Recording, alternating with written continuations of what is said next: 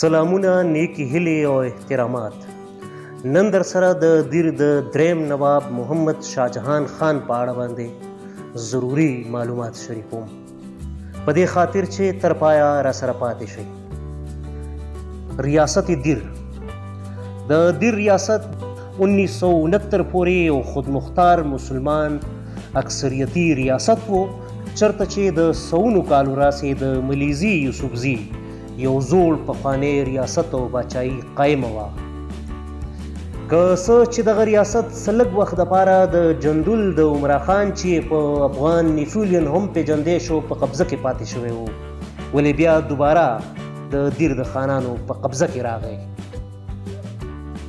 دغه حکمران خاندان د خون الیاس بابا نسل و چې یو ډېر بزرګ علمي او روحاني شخصیت و. اخون الیاس بابا د کوز دیر په لاجبوک سیمه کې ښخ دی.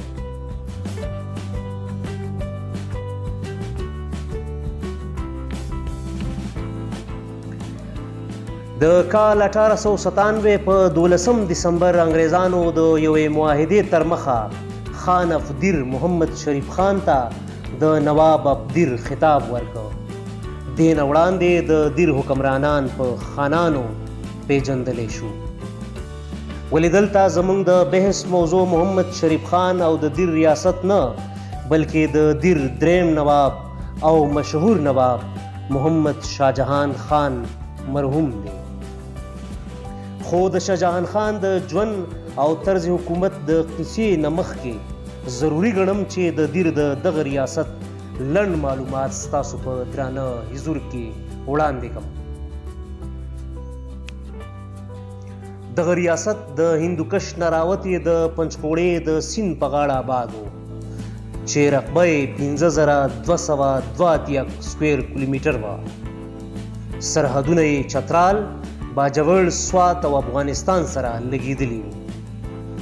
دغه ریاست اوس په دوه انتظامي ضلعو یعنی کوز دیر او بر دیر کې تقسیم دی چې د خیبر پښتونخوا د حکومتي انتظام لاندې دی.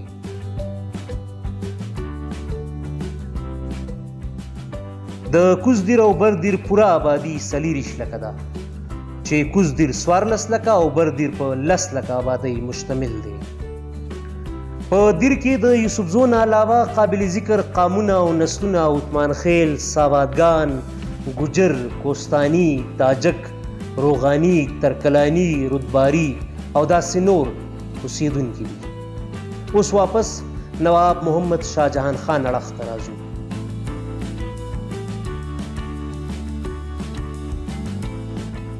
په خټه یوسفزی محمد شاهجهان خان د دیر ریاست دریم نواب و، چې د کال 1925 نه 1960 پورې د دغه یاد ریاست بلا شرکت غیر حکمران پاتې شوی و.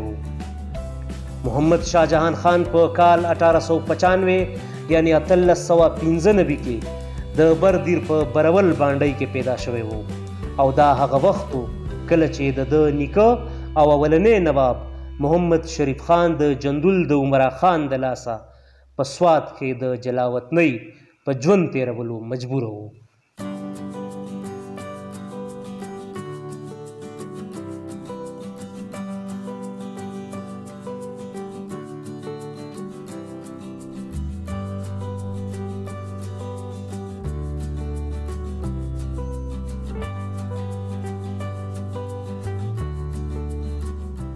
شاهجهان خان تر 15 کالو په برول کې اوسېده او بیا د تعلیم او دیني زده کړو دپاره د اوچ د فضل عظیم جان په شاګردۍ کې کېناستو، ولې د جندول او دیر ریاست ترمنځه د جنګ او تاو تریخوالي وجه وه چې دغه ښاغلي زیات وخت په زده کړو کې تیر نه کړی شو. صرف د 11 کالو په عمر کې سوات ته پلار په یو جنګي مهم د سپه سالار په توګه ولېږه، ولې دغه تنکي او ناتجربه کاره شهزاده دغلته د تیښتې او شکست سره مخامخ شو. د 14 کالو په عمر کې شاهجهان خان یو ځل بیا د بر دیر د خاګرام په مقام د خپل تره میا ګلجان نه شکست وخوړ. د پلار نه یې اقتدار واخیستی شو. دغسې شپه دغه 14 کلن شهزاده د جندول په غریزه سیمه باجوړ ته د پناه په غرض مهاجر شو. په کال 1914 یعنی 1914 کې ولیعهد شاهجهان خان پلار اورنګزیب یعنی چاړه نواب د جندول د عمره خاني لښکرو نه خپل ریاست واپس واغستو. تاسو ته یاد وي چې د چاړه نواب خلاف د عمره خان په څنګ کې د خپل ورور عیسی خان هم ولاړ و. په کال 1925 کې د اورنګزیب خان یعنی چاړه نواب په مرګ انګریزانو شاهجهان خان ته د دیر د نواب خطاب یا لقب ورکړ او د باقاعده نواب وګرځاوه او د باغي رور علمزیب د انګریزانو په مرسته په جلاوطنۍ او تیښته مجبوره کړی شو. نواب دیر د انګریزانو یعنی تاج برطانیې سره وفادار پاتې شو. په کال 1933 کې ورته د وفادارۍ په سله کې د برطانیې باچاحت ستر اعزاز او خطاب وروباخه.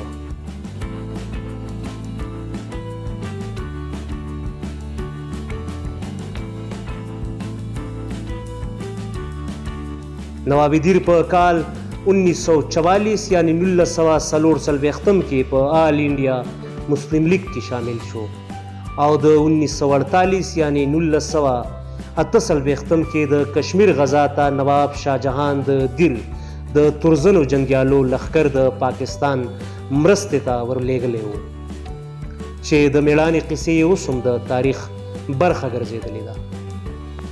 په کال 1948 کې د دیر ریاست د پاکستان ډومینین یعنی خودمختار ریاست وګرځولی شو. ولې د دې نه وروسته د نواب خلاف د دیر مختلفو قبایلو په مختلفو وختونو کې مزاحمتونه شروع کړل. نواب شاهجهان خان د خپل تنگ فکر عبرتناکو سزاګانو د ترقۍ تعلیم او علم مخالفت او پرله پسې جنګونو وجوه چې مقامی خلک او قبایل د نوابۍ او حکومت نه بیزاره شول او په کال 1960 کې ایوب خان د نواب شاهجهان خان د لرې کولو باقاعده فیصله وکړه. نواب محمد شاهجهان خان په لاهور کې بندي کړی شو. په اکتوبر 1961 کې د هغه زوی محمد شاه خسرو خان د دیر نواب وګرځولی شو. ولې دی یو علامتي نواب و څوک چې په 28 جولای کال 1969 یعنی 1991 کې معزول شو او دغسې د دیر ریاست د پاکستان حکومت یو پولیټیکل ایجنټ ته حواله شو. آخري نواب محمد شاهجهان خان په کال 1968 یعنی 1958 کې په لاهور کې د جلاوطنۍ او نظربندۍ په حالت کې په کور کې ساه ورکړه.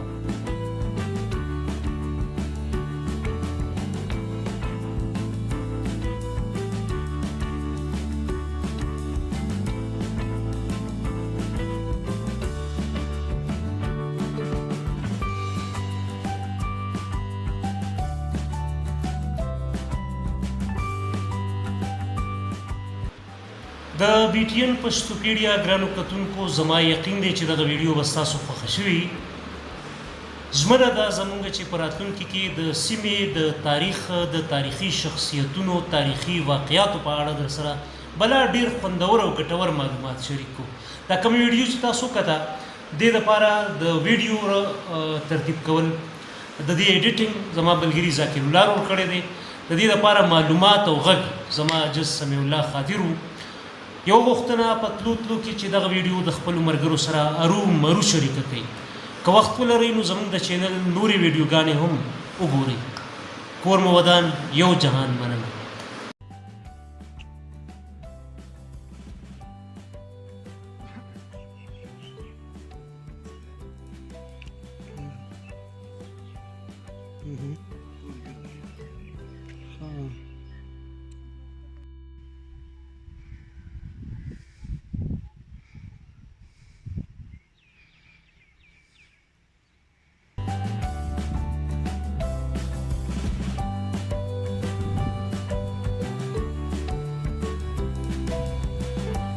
Ивана, Граша.